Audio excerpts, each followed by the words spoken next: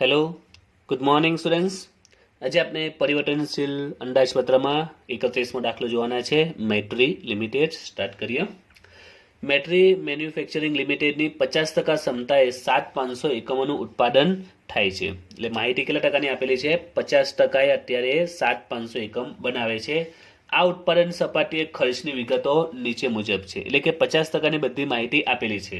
બધા ખર્ચા આપી દીધા છે. 50%ના સ્પષ્ટ કહી દીધું છે કે ભાઈ આ ચલિત ખર્ચા છે, આ અર્ધચલિત ખર્ચા એટલે એવા ખર્ચા જેમાં થોડો ભાગ સ્થિર છે ને થોડો ભાગ ચલિત છે. એટલે કે સ્થિર પણ છે અને ચલિત કમ્બાઈન છે.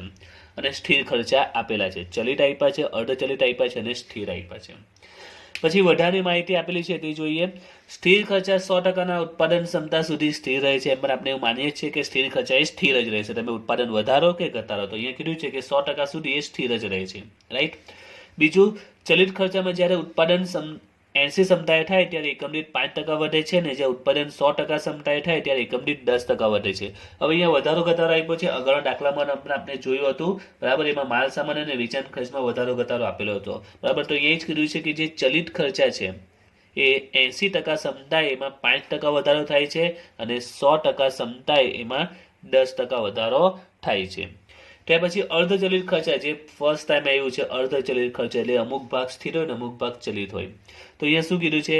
અર્ધચલિત ખર્ચા ઉત્પાદન ક્ષમતાના 45 થી 65% વચ્ચે સ્થિર રહે છે, જ્યારે 66 થી 80% વચ્ચે 10% વધે છે, 66 થી 80% વચ્ચે 10% વધે છે અને 81 થી 100% સુધી 20% વધે છે. આવું કંઈક પોઈન્ટ આપેલો છે. તો આજનો જે ઇમ્પોર્ટન્ટ પોઈન્ટ છે, ડિફરન્ટ પોઈન્ટ છે, ત્રીજો છે અર્ધચલિત ખર્ચા. વિવિધ સપાટીએ વેચાણ કિંમત આપેલી છે. 50, 60, 80, 100 વસ્તુની વેચાણ કિંમત આપેલી છે. ઉપરની તમામ ચારે ઉત્પાદન સપાટી માટે પરિવર્તનશીલ બજેટ તૈયાર કરવાનું છે. ચારે માટે 50, 60, 80 ને 100 અને 50 સુધી આપણે માહિતી આપેલી છે. આ જે માહિતી આપેલી છે કયા લેવલની છે? 50 ની. તો આપણે બનાવવાના જ છે. તો બીજું આપણે કયું બનાવવાનું છે? 60, 80 ને 100. એટલે ટોટલ 4 કોલમ બનશે. અને કઈ ક્ષમતાએ ઉત્પાદન અને વેચાણ કરવું વધુ લાભદાયક કહેવાય? એટલે જેમાં વધારે નફો મળે એ લાભદાયક કહેવાય, બરાબર. એટલે આપણે ચારે બનાવીશું ને ચેક કરીશું કે એમાં વધારે પ્રોફિટ થાય છે ને લોસ થાય છે. તો સૌથી પહેલા આપણે 50%નું બનાવી દઈશું. અને મેં તમને કહ્યું છે કે 50%નું બનાવીશું તો એમાં જે આપેલા છે ખર્ચા, બસ લાઈન છે, બધા ખર્ચા આમાં સ્પષ્ટ આપેલા છે. રકમ સાથે બધા ખર્ચા આપણે લખી દઈશું, બરાબર છે. તો 50%ના બધા ખર્ચા જે આપેલા છે, ચલિત ખર્ચા, અર્ધચલિત ખર્ચા અને સ્થિર ખર્ચા જેમ આપેલા છે બસ એ લખી દીધા છે. એનું ટોટલ કુલ પડતર 2,06,250. ત્યાર પછી આપણે વેચાણ પણ આપેલું છે 50, 60, 80, 100નું. તો આપણું 50%ની વાત કરીએ, 50% વેચાણ કિંમત 27 છે. તો અહીંયા આપણે નફો બતાવી દઈએ. ઓકે. તો અહીંયા કુલ વેચાણ, તો કેટલામાં વેચાણ થાય છે? 27 રૂપિયામાં વેચાણ થાય છે. એકમો કેટલા છે? 7,500 એકમો છે અને વેચાણ થાય છે 27 રૂપિયામાં. એટલે 2,25,000 એ શું આવે છે? વેચાણ આવે છે. 2,25,000. હવે અહીંયા જો વેચાણ 2,25,000 ને પડતર છે 2,06,250, એનો મિનિંગ કે અહીંયા નફો નથી, નુકસાન થયું છે. કેટલું નુકસાન થયું છે? 37,50નું નુકસાન થયું છે. તો આપણે અહીંયા લખી દઈએ 37,50 એ ખોટ છે. કૌંસમાં લખી દઈએ. નફો નહીં આવ્યો, ખોટ આવ્યું છે 3750. તો જે 50%નું લેવલ છે એ તો આપણે સિમ્પલ બનાવી દીધું. હવે આપણે આગળનું બનાવી દઈએ. એટલે કે 60%, 80 અને 100%નું પણ આપણે બનાવવાનું છે. તે 60%, 80% અને 100%, બરાબર. પેલા એકમો સુધી કરીએ તો 50 એ 7,500 છે. તો 60 એ કેટલા? તો આવે છે 9,000 એકમો. ત્યાર પછી 80 આવે છે 12,000 એકમો અને અહીં આવે છે 15,000 એકમો. હવે બાકીના આપણે બનાવીએ. તો સૌથી પહેલા ચલિત ખર્ચા. ચલિત ખર્ચામાં આપણે ખબર છે કે આપણે એકમ દીઠ ધ્યાનમાં લઈએ. ચલિતને સ્થિર ખર્ચાને પહેલા આપણે કમ્પ્લીટ કરી દઈએ. ચલિત ખર્ચામાં આપણે એકમ દીઠ જોઈએ તો એકમ દીઠ સુધી કરીએ. માલ સામગ્રી 37,500 છે ને એકમો 7,500 છે. ભાગ્યા તમે 7,500 કરો તો માલ સામગ્રી એકમ દીઠ આવે છે 5 રૂપિયા, બરાબર છે. એ જ રીતે પ્રત્યક્ષ મજૂરી 22,500 છે. ભાગ્યા 7,500 કરો તો પ્રત્યક્ષ મજૂરી એકમ દીઠ છે ₹3. ત્યાર પછી 11,250 છે પ્રત્યક્ષ ખર્ચા ભાગ્યા 7,500 કરો તો આવે છે 1.5. તો ચલિત ખર્ચામાં આપણે એકમ દીઠ રકમ જોઈએ તે શોધી નાખી. અર્ધ ચલિતમાં ફર્સ્ટ ટાઈમ આવ્યું છે એના વિશે નિયમ આપેલો છે એ પ્રકારે કરીશું. અને સ્થિરમાં આપણે ખબર છે કુલ રકમ જ આપણે ધ્યાનમાં લઈએ. ઓકે, તો ચાલો આપણે 60, 80 અને 100 નું કમ્પ્લીટ કરી દઈએ. સૌથી પહેલા ચલિત ખર્ચા. તો ચલિત ખર્ચા માટે આપણે ખબર જ છે જે એકમો છે એને એકમ દીઠ ચલિત સાથે ગુણી દો, એટલે કે 9,000 ગુણ્યા 5, 9,000 ગુણ્યા 3, 9,000 ગુણ્યા 1.5. એ જ રીતે 80 અને 100 નું. પરંતુ એન્ટ્રી આપીએ પહેલા ચલિત ખર્ચા વિશે કંઈક નિયમ આપેલો છે જે અગાઉના દાખલામાં પણ હતો માલ સામાન વિશે. તો અમે ચલિત ખર્ચા વિશે કંઈક કીધું છે. જો કે જ્યારે ઉત્પાદન 80% ક્ષમતાએ થાય ત્યારે એમાં એકમ દીઠ 5% વધે છે. શું કહ્યું છે? જો ચલિત ખર્ચમાં ઉત્પાદન કેટલું થાય? 80% થાય ત્યારે એમાં 5% વધે છે. એટલે કે ચલિત ખર્ચા 5% વધી જાય છે. ક્યારે? 80%. એમ બરાબર. એટલે તમે જો 80% જશો તો એમાં ચલિત ખર્ચામાં કેટલો વધારો થાય છે? 5%નો વધારો થાય છે એવું કીધું છે. 80% ચલિત ખર્ચા 5% વધી જાય છે. અને એ સાથે સાથે 100% ક્ષમતાએ થાય ત્યારે એકમ દીઠ 10% વધારો થાય છે. તો ચલિત ખર્ચનો નિયમ આપ્યો છે 80 ને 100% એમાં વધારો થાય છે. 80 એ 5% અને 100 એ 10% વધે છે. અહીંયા 10% વધારો થાય છે. એટલે અગાઉના દાખલામાં આપણે જોયું તો એમાં ફક્ત માલ સામાન કયો હતો, આમાં જેટલા બી ચલિત ખર્ચ એમાં તમારે વધારો કરવો પડશે. 60% નું કંઈ કીધું નથી એટલે તો ડાયરેક્ટ જ આવશે. જો 9,000 ગુણ્યા 5 એટલે એમાં આવશે 45,000 બરાબર. પછી 9,000 ગુણ્યા 3 એટલે આવશે 27,000 અને 9,000 ગુણ્યા 1.5 તો એમાં આવશે 13,500. એટલે એમાં તો કોઈ ચેન્જીસ નથી, સીધું ગુણી કરવાનું છે. હવે અહીંયા કરી 12,000 એકમો છે અને માલ સામગ્રી 5 છે તો 5% વધારવા પડશે તમારે. બરાબર છે. કેમાં? તો પહેલા ₹5 છે એમાં 5% વધારો તો 5.25 થશે. ₹5માં 5% વધારો તો 5.25 આવશે. ગુણ્યા 12,000 તમારે કરશો તો આવશે જવાબ 63. એટલે અહીંયા 5% તમારે વધારવા પડશે. ટોન છે એમાં પણ પહેલા 5% વધારો. કઈ રીતે વધારો? ટકા એ પણ ડાયરેક્ટ જો કહી દો. ટોન પ્લસ કહીને 5% દબાઈ દો એટલે બધી ડાયરેક્ટ જવાબ મળી જાય પ્લસ થઈને. એટલે તમે આમ પણ કરી શકો. ટોનના 5% કરો તો 0.15 આવે. એમાં પાછા ટોન ઉમેરો 3.15 એટલે ડાયરેક્ટ જ જો ટોન પ્લસ 5% એટલે 3.15 ગુણ્યા 12,000 તો આવશે 37,800. એ જ રીતે 1.5 છે એમાં 5% વધારો ગુણ્યા 12,000 તો આવશે 18,900. એ જ રીતે હવે 15,000માં એમાં 10% વધારવાના છે. 5 આપેલા છે એમાં 10% વધારે 5.5 ગુણ્યા 15,000 એટલે 82,500. ટોનમાં 10% વધારે 3.3 ગુણ્યા 15,000 49,500. 1.5 છે એમાં 10% વધારો ગુણ્યા 15,000 તો 24,750. તો આપણું ચલિત ખર્ચનું કામ કમ્પ્લીટ થઈ ગયું. હવે અર્ધચલિત ખર્ચાની વાત કરીએ. ઓકે, અર્ધચલિત ખર્ચા ટોટલ 5 અર્ધચલિત ખર્ચા 50% આપેલા છે. એનો પણ કંઈક પોઈન્ટ કીધો છે તો એમાં પણ એ રીતે આપણે કામ કરીશું. તો જો અર્ધચલિત ખર્ચાનું શું કીધું છે તે અર્ધચલિત ખર્ચા ઉત્પાદન ક્ષમતાના 45 થી 65% વચ્ચે સ્થિર રહે છે. 66 થી 80% વચ્ચે 10% વધે છે અને 81 થી 100% સુધી 20% વધે છે. હવે આ પોઈન્ટને થોડો સમજવાનો છે, થોડું બરાબર ધ્યાનથી વિચારજો કે અર્ધચલિત ખર્ચાનું શું કીધું છે કે 45 થી 65% વચ્ચે સ્થિર રહે છે. અર્ધચલિત ખર્ચા 45 થી 65% વચ્ચે કેવા રહે છે? સ્થિર રહે છે. આનો અર્થ શું થાય એ સમજો થોડો. 45 થી 65 વચ્ચે સ્થિર રહે છે. તો જો 45 થી 65 વચ્ચે સ્થિર છે એટલે માની લો કે 45% એ અર્ધચલિત ખર્ચ 10,000 છે. તો બોલો 50% એ કેટલો હશે? 55% એ કેટલો હશે? 60% એ કેટલો હશે? કે 62% કે 65%? આ દરેકે દરેક લેવલ પર કેટલો હશે? તો અહીંયા સ્પષ્ટ કીધું છે કે 45 થી 65 વચ્ચે સ્થિર રહે છે. એનો અર્થ એવો થાય કે તમે 45% ઉત્પાદન કરો એટલે કે 45% લેવલ પર કામ કરો, 50%, 51%, 52 થી 65% સુધી કામ કરો, એ સ્થિર રહેશે. સ્થિર એટલે કે આટલા સપાટીથી આટલા સપાટી વચ્ચે ખર્ચો સ્થિર એટલે કે સેમ રહેશે. એટલે કે જો 45%માં 10,000 હશે તો 50માં બી 10 હશે, 51માં બી 10 હશે, 52માં બી, 60માં બધામાં કેટલો રહેશે? 10. એટલે 45 થી 65 વચ્ચે ખર્ચો સ્થિર રહે છે એટલે કે સરખો રહે છે. 45 થી લઈને 65% સુધી તમે જે પણ ખર્ચો કરશો એ બધો કેવો હશે? સ્થિર હશે. અર્ધચલિત માટે એવું કીધું છે. બરાબર છે?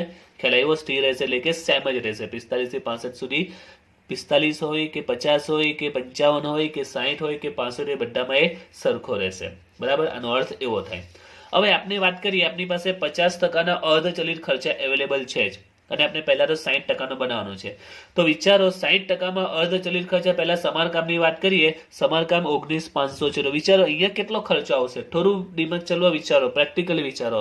તો અહીંયા કીધું છે કે 45 થી 65 વચ્ચે સ્થિર રહે, એટલે કે તમે 45 થી 65 વચ્ચે કોઈ પણ ઉત્પાદન કરો તો એ સમાન રહેશે. હવે આપણી પાસે એમાં 50 નું તૈયાર છે કે 50માં 19,500 નો ખર્ચો થાય છે.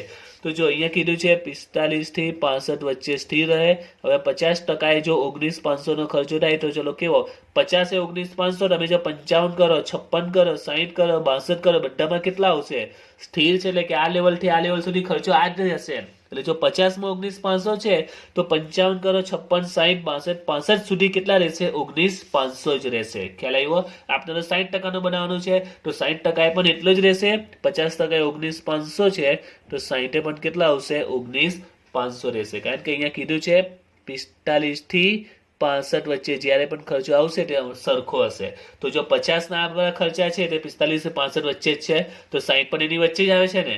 તો જો 50% લેવલે આ ખર્ચા થયા છે તો 60% પણ આ જ થશે, કારણ કે 45 થી 65 વચ્ચે સરખો જ રહે છે, સ્થિર જ રહે છે. એટલે અહીંયા કરી 19,500 19,500 જ રહેશે. અહીંયા 4 ના 4 જ રહેશે. અહીંયા આવશે 10 ના 10 જ, 35 ના 35, 8 ના 8. એટલે એમાં વધારો ઘટાડો નહીં થતો, સ્થિર રહે છે. એટલે પેલું સ્થિર ખર્ચ જેવું થયું. સ્થિર ખર્ચ આપણે કેવો લખી દઈએ છીએ? સ્થિર જ છે. 45 થી 65 વચ્ચે સ્થિર છે, એટલે એઝ ઇટ ઇઝ રહેશે. ક્લિયર? તો 60%નું થયું.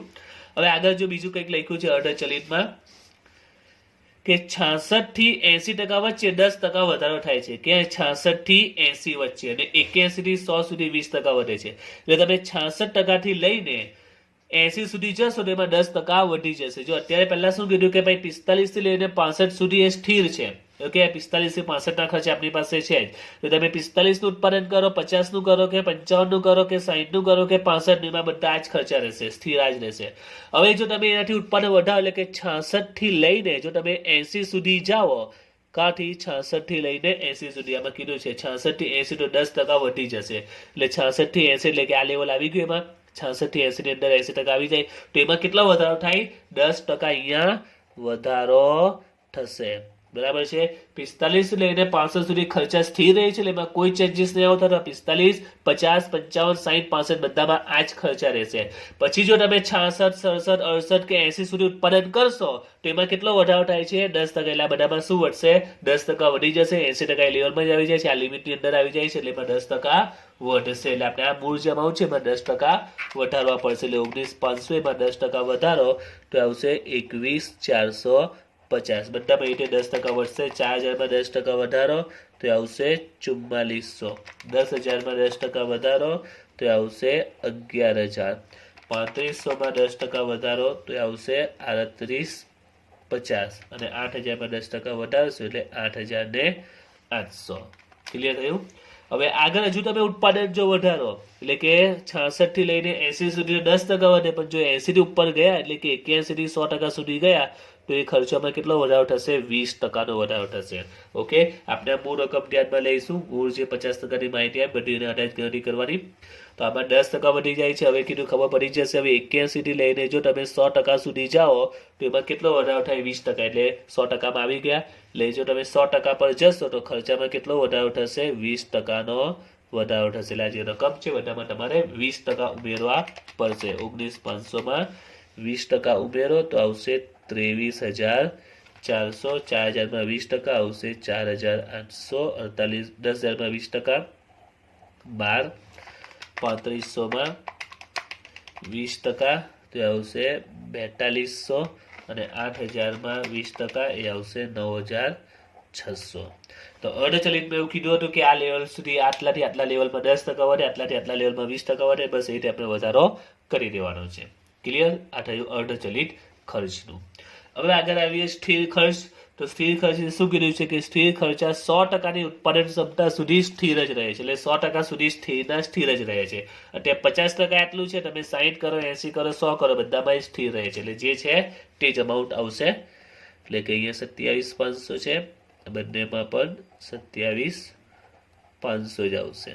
એ જ રીતે અહીંયા 16 છે, તો અહીંયા પણ 16 જ આવશે. ત્યાર પછી અહીંયા 28,500 છે, તો અહીંયા પણ 28,500, 28,500, 28,500. 18 છે, બધામાં સરખા જ આવશે. 18,000, 18,000 ને 18,000. ઓકે, તો આ રીતે આપનું પડતરનું કમ્પ્લીટ થઈ ગયું. હવે આપણે ટોટલ કરી દઈએ. 45, 27, 13,500, 19,500. તો દરેકનું ટોટલ આવી ગયું છે. 2,20,500, 2,59,200 ને 3,07,50. હવે લાસ્ટ પોઈન્ટ બાકી છે નફો અને વેચાણ. દરેકની વેચાણ કિંમત આપેલી છે. 60% વેચાણ કિંમત છે 24.50. ઓકે, 60% વેચાણ કિંમત 24.50. એના એકમો છે 9,000 ગુણ્યા 24.5, તો 2,20,500 જ આવે છે. હવે જો અહીંયા 2,20,500 જ આવી, એની એ જ અમાઉન્ટ આવી, એટલે કે પડતર જેટલી આવે, એટલે કે અહીંયા નફો પણ નથી, ખોટ પણ નથી. 80% ભાવ કેટલો છે 23, અને એના એકમો કેટલા છે 12,000. તો 23 ગુણ્યા 12,000 કરો તો અહીંયા આવશે 2,76,000. તો અહીંયા નફો આવશે 2,59,200. તો 16,800 રૂપિયાનો નફો બતાવે છે અહીંયા, 16,800. અને લાસ્ટ 100% આપણે 15,000 એકમ બનાવીએ છીએ, તો 15,000 ગુણ્યા 20 તો કેટલા આવે છે 3 લાખ આવશે. 15,000 ગુણ્યા 20 3 લાખ. તો હવે અહીંયા શું થશે 3 લાખમાં? તો અહીંયા ઘડી ખોટ આવે છે. અહીંયા પણ 750 રૂપિયા માઇનસમાં જાય છે. 750 રૂપિયાની અહીંયા ઘડી શું આવે છે ખોટ આવે છે. ઓકે, તો હવે આપણે દાખલામાં સવાલ પૂછેલો હતો કે ઉપરની તમામ ચારેય ઉત્પાદન સપાટીઓ માટે પરિવર્તનશીલ બજેટ તૈયાર કરી કંપનીએ કઈ સપાટીએ ઉત્પાદનને વેચાણ કરવું વધુમાં વધુ લાભકારક છે. તો તમે જોઈ શકો છો 50% તો ખોટ થાય છે, બીજું લેવલ 60% નફો નુકસાન નથી, છેલ્લું જે 100% પણ ખોટ થાય છે. તો ફાયદો કેમાં થાય છે? 16,800 પ્રોફિટ અહીંયા મળે છે, એકમાં જ નફો મળે છે. કયા લેવલ પર? 80%. એટલે આપણે જવાબ લખીશું કે કંપનીએ 80% લેવલ પર કામ કરવું જોઈએ, જેમાં એને નફો મળી શકે છે. ઓકે, તો ઘણો સિમ્પલ દાખલો છે. દાખલો થોડો લોંગ છે, બટ છે એકદમ સિમ્પલ.